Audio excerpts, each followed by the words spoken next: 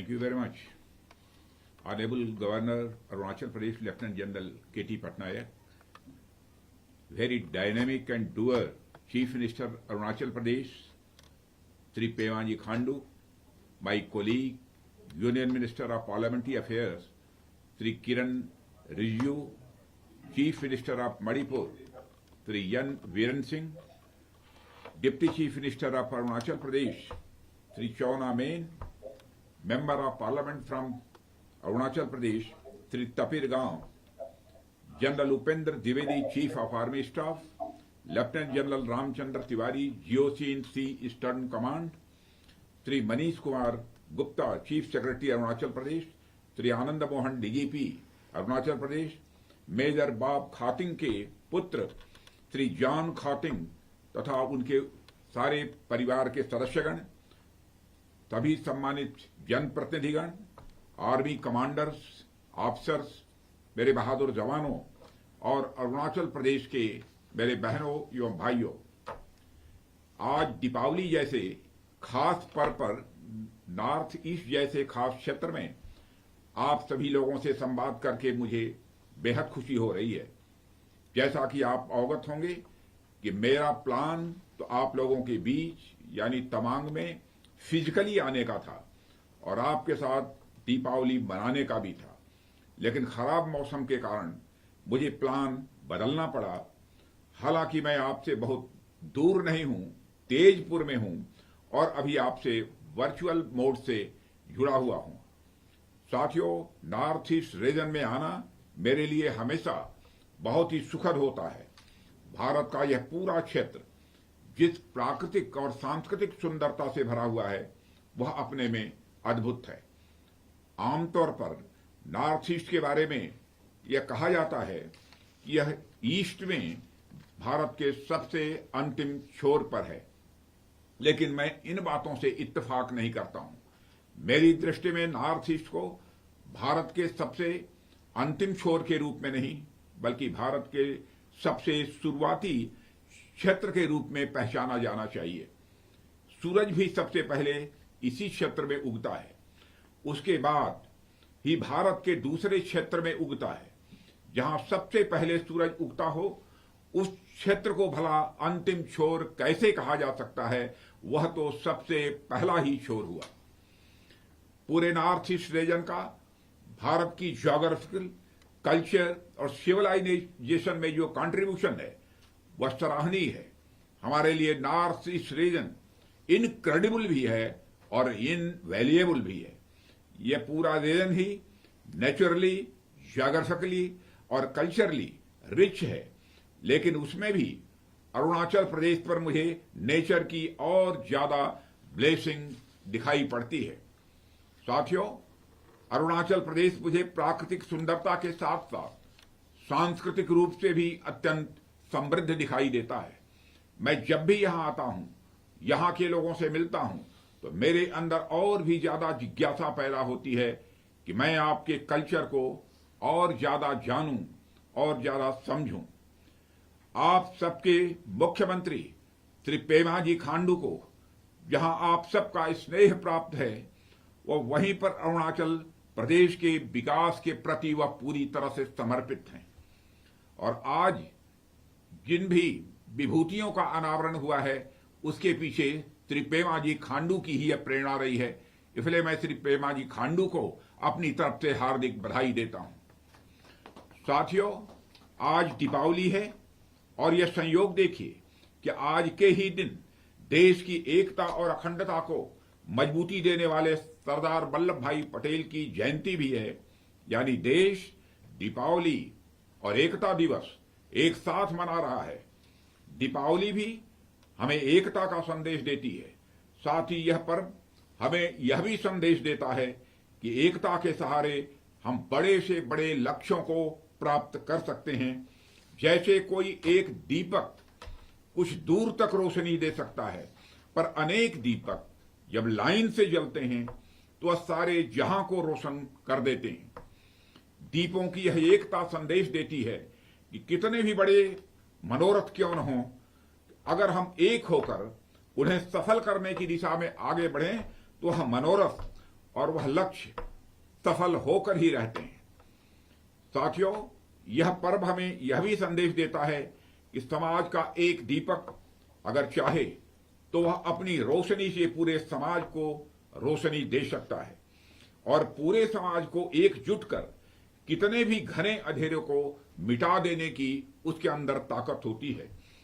आज हम देश के जिन 2 वीर सपूतों का स्मरण कर रहे हैं, मैं समझता हूं वह हमारे राष्ट्र और समाज के एक ऐसे ही दीपक थे।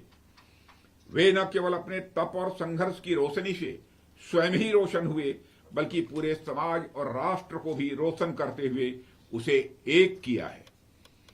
कुछ और कहने से पहले मैं आप सभी से बॉर्डर पर हुए हाल की कुछ डेवलपमेंट्स के बारे में भी बात करना चाहूंगा। साथियों, जैसा कि आपको मालूम है कि येलेशी पर कुछ क्षेत्रों में कॉन्फ्लिक्ट्स को रिजॉल्व करने के लिए भारत और चीन के बीच डिप्लोमेटिक और मिलिट्री दोनों ही लेवल्स पर बातचीत हो रही थी। अभी हाल की बातचीत के बाद ग्राउंड सिचुएशन को रेस्टोर करने के लिए आपस में ब्रॉड कंसेंसस हुई है। यह कंसेंसस इक्वल और म्यूचुअल सिक्योरिटी के बेसिस पर डेवलप हुई है। जो सहमति बनी है उसके अंतर्गत ट्रेडिशनल एरियाज में पेट्रोलिंग और ग्रेजिंग के अधिकार भी शामिल हैं।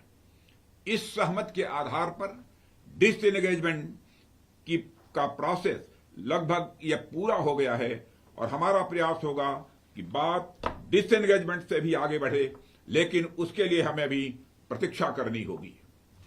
साथियों, जब मेरा आप सबके बीच आने का प्लान बन रहा था तो मेरे मन में यहां आने को लेकर एक उत्साह था।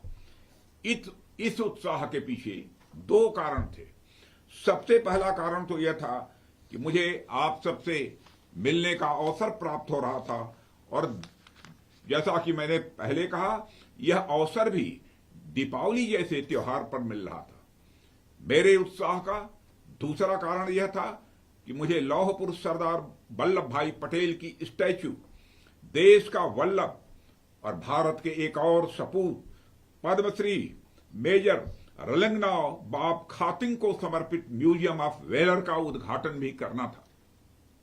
यह मेरा सौभाग्य है कि मुझे इन दोनों वीर सपूतों को श्रद्धांजलि देने का अवसर प्राप्त हुआ है।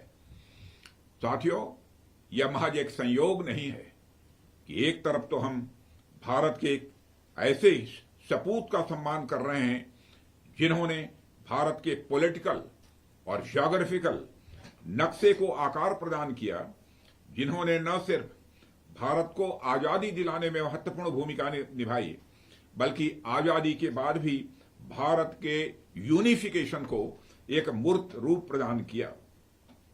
तो वहीं पर दूसरी तरफ हम आज भारत के ऐसे सपूत को भी सम्मानित कर रहे हैं जिन्होंने तवांग की भूमि पर पहली बार भारत माता का परचम लहराया और अरुणाचल प्रदेश को भारत में सम्मिलित करने में अपनी महत्वपूर्ण भूमिका निभाई है। साथियों, ऊपरी तौर पर भले ही यह कोइंसिडेंस लगे, लेकिन जब हम इसकी गहराई में जाएंगे तो हमें यह पता चलेगा कि किस प्रकार से इस देश की मिट्टी को न जाने कितने ही सपूतों के द्वारा सींचा गया है। यह देश न जाने कितने ही नामचीन और अनाम सपूतों का ऋणी है। ऐसे न जाने कितने नाम हैं जिनको इतिहास के पन्नों में जो स्थान मिलना चाहिए था वह स्थान नहीं मिला, लेकिन इससे उनका बलिदान और उनका महत्व छोटा नहीं पड़ जाता। हमारा यह कर्तव्य बनता है कि हम उनके बलिदानों को याद करें, उनके महत्व को समझें और उन्हें उचित सम्मान दें। इसी क्रम में आज हम इन दोनों महान विभूतियों का स्मरण कर रहे हैं। मैं देश के प्रथम गृह मंत्री और उससे भी कहीं महत्वपूर्ण देश की एकता के सूत्रधार सरदार वल्लभ भाई पटेल जी को भी नमन करता हूं। जब भारत आजाद हुआ तो उस समय दुनिया के कई क्षेत्रों में कई सारे लीडर्स ने भारत के बारे में यह भविष्यवाणी की थी, यह देश आने वाले कुछ वर्षों में टूट कर बिखर जाएगा और एक तरह से देश में उस समय जो स्थितियां थी उसे देखकर उनकी भविष्यवाणी को गलत भी उस समय नहीं कहा जा सकता था। उस समय देश लगभग 560 अलग अलग रियासतों में बटा हुआ था। कई सारी रियासतें तो यूरोप के कई देशों से भी बड़ी थीं। उनमें से कुछ रियासतें भारत के साथ मिलना चाहती थीं, कुछ रियासतें पाकिस्तान के साथ भी मिलना चाहती थीं, तो वहीं कुछ रियासतें स्वतंत्र भी रहना चाहती थीं। यह भारत की एकता और अखंडता के लिए कदापि उचित नहीं होता। लेकिन सरदार पटेल के रहते यह कैसे संभव होता? जिस व्यक्ति ने इस देश को आजाद कराने के लिए दिन रात एक कर दिया हो, वह व्यक्ति भला इस देश को कई टुकड़ों में कैसे बट जाने देता? सरदार पटेल ने इस चुनौती का सामना किया और उन सभी रियासतों को अपनी प्रबल राजनीतिक इच्छा शक्ति के दम पर भारत में विलय करा लिया। यह सरदार पटेल की ही देन है कि दुनिया के तमाम लीडर्स की भविष्यवाणियां गलत साबित हुई हैं और आज भारत पूरी दुनिया भर में एकता की मिसाल है। यह राष्ट्र उनके प्रति जितनी भी कृतज्ञता व्यक्त करे उतनी ही वह कम है। साथियों, एक तरफ सरदार पटेल ने देश के एकीकरण में अपनी बड़ी भूमिका निभाई, तो वहीं दूसरी तरफ हमें एकता पुरुष के रूप में मेजर बाब खातिंग का उदाहरण मिलता है, जिन्होंने बिना किसी हिंसा के, बिना किसी रेजिस्टेंस के, केवल अपनी कूटनीतिक समझ के बल पर लोकल कम्युनिटी को साथ लेकर तवांग को भारत में शामिल किया। 14 फरवरी 1951 का वह ऐतिहासिक दिन भारत के स्वर्णिम इतिहास में हमेशा के लिए अंकित हो गया, जब उन्होंने तवांग में तिरंगा फहराया। साथियों, मेजर बाब खातिंग का योगदान सिर्फ तवांग को भारत में शामिल कराने तक ही सीमित नहीं रहा। उस दौरान जब नागा हिल्स और नॉर्थ ईस्ट फ्रंटियर एजेंसी के ट्वेनसांग डिवीजन में इंसर्जेंसी का माहौल था, तब भी उन्होंने विद्रोह को खत्म करने में भी बहुत ही महत्वपूर्ण भूमिका निभाई थी। उन्होंने ट्वेनसांग डिवीजन को नागा हिल्स में मिलाया था। बाद में जब नागा हिल्स अंततः भारत का स्टेट बन गया, तो ट्वेनसांग नागालैंड का हिस्सा बना। एक तरह से यह कहा जा सकता है कि ट्वेनसांग नागालैंड को बाब खातिंग का एक बहुत बड़ा उपहार था। साथियों, इसके अलावा मेजर खातिंग ने यशस्वी यानी सशस्त्र सीमा बल के निर्माण में नागालैंड सशस्त्र पुलिस और नागा रेजिमेंट की स्थापना की दिशा में भी महत्वपूर्ण योगदान दिया था। एक लंबे समय तक उन्होंने आईबी में भी अपनी सेवाएं दी थी। उनके नाम पर एक बड़ा अनोखा रिकॉर्ड एक यह भी है कि वह भारत के पहले ऐसे ट्राइबल हीरो थे जिन्होंने किसी दूसरे देश में भारतीय राजदूत के रूप में भी काम किया था। जब वह बर्मा के राजदूत थे, तो भारत और म्यांमार के बीच 800 किलोमीटर लंबी सीमा से संबंधित मुद्दे को बहुत ही विवेकपूर्ण और सौहार्दपूर्ण तरीके से निपटाने में उन्होंने बहुत महत्वपूर्ण भूमिका निभाई थी। उनके योगदानों की फहरिस्त इतनी लंबी है कि मैं गिनाते रह जाऊंगा तो समय कम पड़ जाएगा। यह देश मेजर खातिंग जैसे महापुरुषों का सदैव ऋणी रहेगा मेरे बहनों भाइयों, और देश की एकता में इनका जो योगदान रहा है उसे हमें कभी नहीं भूलना चाहिए। उनके कार्यों ने एक अमिट छाप छोड़ी है और यह देश हमेशा इस धरती पुत्र का ऋणी रहेगा। और मेजर खातिंग की आज जिस प्रतिमा का अनावरण किया गया है और यह सोच जिस मुख्यमंत्री के अंदर पैदा हुई है, श्री पेमाजी खांडू, मैं आपको फिर से इस उत्कृष्ट कार्य के लिए, इस बड़े कार्य के लिए मैं बधाई देता हूं। मुझे अच्छा लगा कि मणिपुर के मुख्यमंत्री श्री एन बीरेन सिंह जी हमारे साथ जुड़े हुए हैं। मेजर बाब खातिंग का योगदान सिर्फ अरुणाचल और नागालैंड तक ही सीमित नहीं रहा, बल्कि उनका मणिपुर से भी गहरा नाता था। उनका जन्म मणिपुर में हुआ था और मेजर खातिंग मणिपुर के पहले ऐसे ट्राइबल जेम थे जो ग्रेजुएट हुए थे। मणिपुर के इस बेटे ने सेकेंड वर्ल्ड वॉर के दौरान जापानी इन्वेजन से मणिपुर को बचाने के लिए गोली भी खाई थी। मणिपुर, अरुणाचल प्रदेश, नागालैंड, सिक्किम, असम, नॉर्थ ईस्ट का ऐसा कोई क्षेत्र नहीं जो मेजर खातिंग से अपना जुड़ाव न महसूस करता हो। मेजर खातिंग जैसे यानी मातृभूमि के प्रति समर्पण, अपनी खातिंग जैसे व्यक्तित्व का संबंध वैसे तो पूरे देश से होता है, लेकिन जो काम उन्होंने नॉर्थ ईस्ट रीजन के लिए किया उसे हमेशा मेरे बहनों भाइयों इतिहास में याद रखा जाएगा। आज जो ताकतें नॉर्थ ईस्ट रीजन में डिवीजन पैदा करने की कोशिश कर रही हैं, उन्हें नहीं भूलना चाहिए कि नॉर्थ ईस्ट रीजन के लोग मेजर खातिंग से प्रेरणा लेते हैं। नॉर्थ ईस्ट का इलाका न तो बटेगा और न ही किसी भी सूरत में किसी को बंटने देगा। साथियों, सरदार वल्लभ भाई पटेल और मेजर बॉब खातिंग के बीच हमें एक बड़ी कॉमन चीज देखने को मिलती है। वह है इन दोनों महापुरुषों ने जो भी काम किया वो आउटर फोर्स के दम पर नहीं बल्कि अपनी इनर फोर्स के दम पर उन्होंने काम किया। आज पूरी दुनिया में जहां भी यूनिफिकेशन हुआ है वहां कुछ न कुछ फोर्स का प्रयोग किया गया है। जब भी यूनिफिकेशन हुआ है तो उसमें आउटर फोर्स का इस्तेमाल जरूर किया गया है, लेकिन इन दोनों महापुरुषों ने केवल इनर फोर्स के बल पर अपना कार्य किया और इनर फोर्स यानी मातृभूमि के प्रति समर्पण, अपनी देशभक्ति और कूटनीतिक शक्ति के बल पर इन्होंने देश को एक करने का काम किया। एक दो अपवादों को यदि हम छोड़ दें तो इन्होंने बिना हिंसा का सहारा लिए जो कार्य किया है वह अद्भुत था। यह हमारी सभ्यता की पहचान है, यह हमारा संस्कार है। आज भी पूरी दुनिया में शांति की कामना और भारतीय संस्कृति की पहचान है। इन दोनों सपूतों की नीतियां आज भी हमें मार्गदर्शन प्रदान कर रही हैं।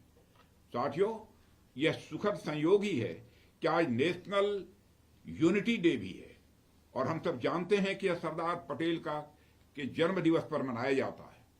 साथियों, पूरी दुनिया में जब भी भारत का नाम लिया जाता है तो भारत के नाम के साथ साथ यह भी जोड़ा जाता है कि यह देश विविधता में एकता का उदाहरण है।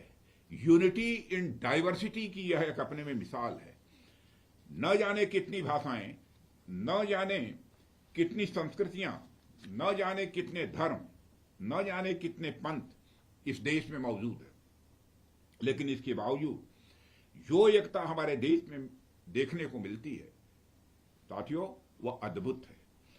जब भी भारत की बात आती है, जब भी राष्ट्र की बात आती है, हम सारे धर्म, जाति और पंथ को भूलकर भारत के लिए यूनाइट हो जाते हैं। यह हमारी विशेषता है और हमारा प्रयास रहना चाहिए कि हम अपनी इस विशेषता को हमेशा बनाए रखें। बात जब यूनिटी की आई है तो मैं देश की यूनिटी में नॉर्थ ईस्ट रीजन के महत्व और उस पर हमारे फोकस की मैं बात करना चाहूंगा। साथियों, आप सब जानते हैं कि अपने माननीय प्रधानमंत्री जी के नेतृत्व में हमारी सरकार ने हमेशा से पूरा नॉर्थ ईस्ट रीजन में इकोनॉमिक डेवलपमेंट और खासकर इंफ्रास्ट्रक्चर डेवलपमेंट की ओर ध्यान दिया है। हमारा विश्वास है कि जब तक भारत का नॉर्थ ईस्ट रीजन डेवलप नहीं होगा तब तक भारत का पूर्ण विकास किसी भी सूरत में संभव नहीं है। हमारा शरीर पूरी तरीके से तभी काम कर पाता है जब हमारे शरीर के सभी अंग मजबूत हों। कोई एक भी अंग यदि कमजोर रह जाता है तो हमारा शरीर अच्छे से फंक्शन नहीं कर पाता है। फिर आखिर नॉर्थ ईस्ट तो भारत के दिल में बसता है, अगर यही हिस्सा पीछे रह जाएगा तो फिर पूरा शरीर कैसे फंक्शन कर पाएगा। इसलिए हमारी सरकार का इस पर विशेष ध्यान है कि हम आर्थिक विकास और इंफ्रास्ट्रक्चर की दृष्टि से भी पूरे भारत को यूनाइट करें। इसके लिए हमारी सरकार बड़े स्तर पर प्रयास भी कर रही है। जहां तक हमारी डिफेंस मिनिस्ट्री का प्रश्न है तो मैं इसके प्रयासों की चर्चा भी यहां करना चाहूंगा। पूरे नॉर्थ ईस्ट रीजन में इंफ्रास्ट्रक्चर डेवलपमेंट में रक्षा मंत्रालय अपना बहुत महत्वपूर्ण योगदान दे रहा है। यदि मैं विशेष रूप से अरुणाचल प्रदेश की बात करूं तो यहाँ बॉर्डर रोड्स ऑर्गेनाइजेशन ने कई सारे इंफ्रास्ट्रक्चर प्रोजेक्ट्स बीते कुछ दिनों में पूरे किए हैं। अभी लगभग 2 हफ्ते पहले ही मैंने अरुणाचल में बीआरओ के 18 प्रोजेक्ट्स का इनागुरेशन किया था। इसके अलावा असम के तेजपुर, यानी जहां मैं इस समय उपस्थित हूं, इस इलाके को अरुणाचल के तवांग से जोड़ने वाली 13,000 फीट पर बनी सेला सुरंग भी इस क्षेत्र में बीआरओ के इंपॉर्टेंट प्रोजेक्ट्स में से एक है। साथियों, आने वाले समय में अरुणाचल फ्रंटियर हाईवे प्रोजेक्ट पूरे नॉर्थ ईस्ट रीजन को, स्पेशली बॉर्डर एरियाज को आपस में जोड़ने में बड़ी महत्वपूर्ण भूमिका निभाएगा। लगभग 2000 किलोमीटर लंबा यह हाईवे नॉर्थ ईस्ट रीजन के साथ साथ पूरे भारत के लिए एक इंपॉर्टेंट स्ट्रेटेजिक एसेट साबित होगा, ऐसा मेरा पक्का विश्वास है। इसके अलावा यह पूरे रीजन के लिए इकोनॉमिक एसेट का भी काम करेगा। ये तो सिर्फ एक उदाहरण है। बीआरओ इस पूरे रीजन में जो भी एक्टिविटीज कर रहा है उसे उंगलियों पर नहीं गिनाया जा सकता है। रोड्स और ब्रिजेस के द्वारा बॉर्डर रोड ऑर्गेनाइजेशन ने न सिर्फ प्लेसेस के बीच ही डिस्टेंस को कम किया है, बल्कि दिलों के बीच की दूरियों को भी कम किया है। बीआरओ बॉर्डर एरियाज में इंफ्रास्ट्रक्चर डेवलपमेंट के द्वारा यह मैसेज दे रहा है कि बॉर्डर एरियाज भी सरकार के लिए उतने ही इंपॉर्टेंट हैं जितने देश की बाकी एरियाज हैं। यह एक प्रकार से यूनिटी का संदेश है। साथियों, जिस प्रकार सरदार पटेल और मेजर बाबा खातिंग जैसे महापुरुषों ने अपने कार्यों से भारत को एक किया, उसी प्रकार बॉर्डर रोड ऑर्गेनाइजेशन भी उन्हीं की प्रेरणा से आगे बढ़ते हुए अपने इंफ्रास्ट्रक्चर प्रोजेक्ट्स के माध्यम से समस्त राष्ट्र को एक कर रहा है। इसके अलावा साथियों, हमारी आर्म्ड फोर्सेस पूरे नॉर्थ ईस्ट रीजन में पीस एंड सिक्योरिटी को इंश्योर कर रही हैं। हमारी आर्म्ड फोर्सेस ने खुद को सिर्फ बॉर्डर सिक्योरिटी तक ही सीमित नहीं रखा है, बल्कि इसके अलावा भी एनसीसी के माध्यम से, सैनिक स्कूलों के माध्यम से और जरूरत पड़ने पर एसएडीआर अभियानों के माध्यम से हमारी आर्म्ड फोर्सेस रीजन में लोगों के साथ इंगेज कर रही हैं। हमारी सेना नॉर्थ ईस्ट रीजन में इंटरनल सिक्योरिटी को इंश्योर करने में बहुत ही महत्वपूर्ण भूमिका निभा रही है। साथियों, हमारा प्रयास रहता है कि हम इस रीजन में लोगों के साथ मिलकर काम करें। इसके लिए हम सेना के माध्यम से नॉर्थ ईस्ट की लोकल इकोनॉमी को भी बढ़ावा देने का काम कर रहे हैं। सेना के कैंटीन्स में भी जो सप्लाईज होती हैं, उसको लेकर हमारा यह प्रयास होता है कि हम लोकल सप्लायर्स और प्रोडक्ट्स को ही प्रायोरिटी दें। मेरे कहने का अर्थ है कि हमारी सेनाएं सिर्फ सुरक्षा का काम नहीं करती, बल्कि इसके साथ साथ बॉर्डर एरिया में लोगों के साथ कोऑपरेट करके उस रीजन में डेवलपमेंट का भी एक सशक्त माध्यम बनती है। साथियों, मैं आप सबको आश्वस्त करता हूं, चाहे वह बीआरओ हो, हमारी आर्म्ड फोर्सेज हो, भारत सरकार हो या फिर राज्य सरकार, हम सब नॉर्थ ईस्ट रीजन के डेवलपमेंट के लिए पूरी तरह से कमिटेड है। इस पूरे रीजन के डेवलपमेंट के लिए जो कुछ भी आवश्यक होगा वो हम सब करेंगे। आने वाले समय में एक ऐसा नॉर्थ ईस्ट बनाएंगे जो सिर्फ नेचुरली और कल्चरली ही नहीं, बल्कि इकोनॉमिकली भी सशक्त और समृद्ध होगा। एक ऐसा नॉर्थ ईस्ट जो अपने दुर्गम रास्तों के कारण नहीं, बल्कि सुंदर और सुगम मार्गों के कारण यह जाना जाएगा। एक ऐसा नॉर्थ ईस्ट जहां हर व्यक्ति को उसके विकास के पूरे अवसर मिलेंगे। मुझे पूरा विश्वास है कि जल्द ही हम अपने इस लक्ष्य को हासिल करने में कामयाब होंगे। मैं आप सभी को सरदार पटेल की स्टैच्यू, देश का बल्लभ और मेजर बाबा खातिंग को समर्पित म्यूजियम ऑफ वेलर के उद्घाटन पर अपनी तरफ से हार्दिक बधाई देता हूं। और विशेष रूप से मैं वहां के मुख्यमंत्री श्री पेमाजी खांडू और उनके नेतृत्व की गवर्नमेंट को इसके लिए मैं बधाई देना चाहता हूं। यह दोनों ही स्थल आज से इस क्षेत्र समेत देश की धरोहर यह बन गए हैं। दूर दराज से लोग इन स्थानों पर आकर दर्शन करने की कोशिश करेंगे। अब अरुणाचल प्रदेश आने वाला कोई भी टूरिस्ट यहां दर्शन के बिना शायद ही वह वापस जाएगा। अरुणाचल प्रदेश के लिए इन दोनों स्टैच्यूज की इतनी बड़ी यह अहमियत है। मैं आयोजकों का आभार व्यक्त करता हूं कि मुझे उन्होंने आप सभी से संवाद करने का अवसर दिया है। अंत में मैं आप सभी को दीपावली की ढेर सारी हार्दिक शुभकामनाएं देते हुए और इस बात के लिए आश्वस्त करते हुए कि भविष्य में जब भी अवसर मिलता है मैं आप लोगों के बीच आने का प्रयास करूंगा। मैं अपना निवेदन यहीं पर मैं समाप्त करता हूं। आप सबको बहुत बहुत धन्यवाद, बहुत बहुत धन्यवाद।